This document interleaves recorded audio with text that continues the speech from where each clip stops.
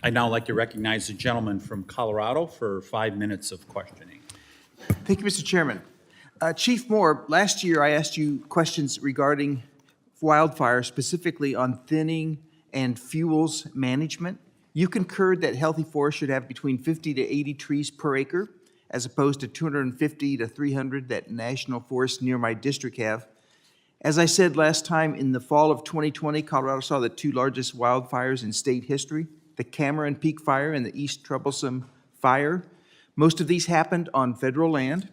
Despite robust funding, fuel material continues to pile up on federal lands. In fact, the fiscal year 25 presidential budget request asked for more money while targeting 200,000 less acres than last year. Has there been any change since we spoke on the Forest Service's position on tree thinning and fuels management?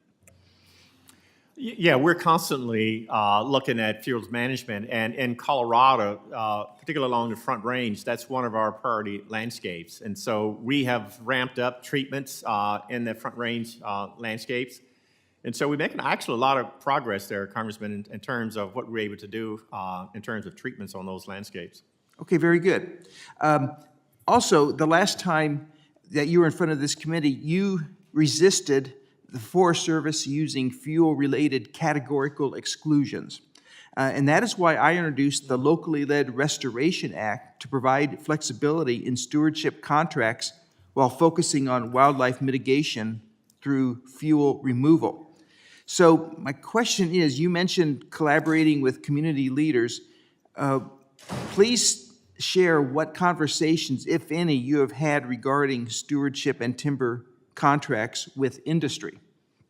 Yeah, so we've had a number of memorandum of understandings and agreements with some of the industry folks. One of the latest ones we've had was with NAFO, National Association of Forest Owners. And two of the contracts there had to do with, one is that for the timber owners or the land owners, we have agreed to allow them to jump on a fire if it's in their area during initial attack.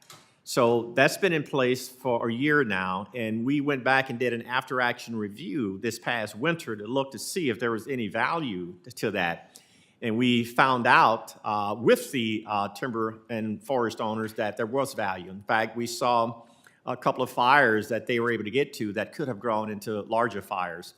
The other piece other agreement that we have with the industry is to look at opportunities after a fire for reforestation. And so we entered into an agreement actually with Sierra Forest Industries. And in that agreement, they have reforested some of the National Forest managed land as they were doing theirs. And I think we had about 120 acres this past year on that. And so we're looking at a lot of different opportunities that partner with industry and other community leaders to look at bringing them into the decision space on what we do out there. Okay, that's good to see that progress being made. What this bill would do, I just mentioned, is instead of all or nothing contracts, it lets there be a counteroffer, which is prevalent in the private sector, but for some reason doesn't exist with Forest Service. So I would love to see that legislation go forward, give you that authorization as another tool in the toolkit and another way for industry to be relevant in this space. I've also proposed using private sectors in the whatever areas I can in all kinds of government service areas.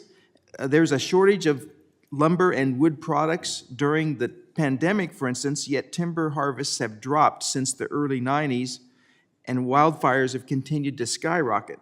The U.S. produced 112 million board feet in '87, but in 2022, less than 5 million board feet.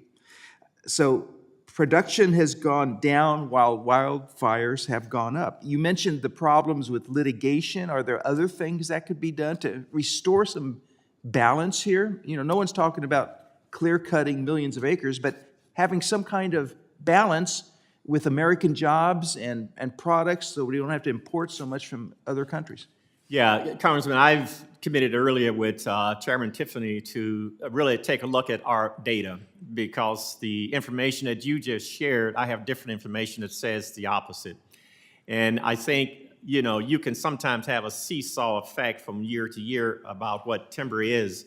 But my data is telling me that we've seen slight increases over the last 20 years, actually to the tune of about 30%.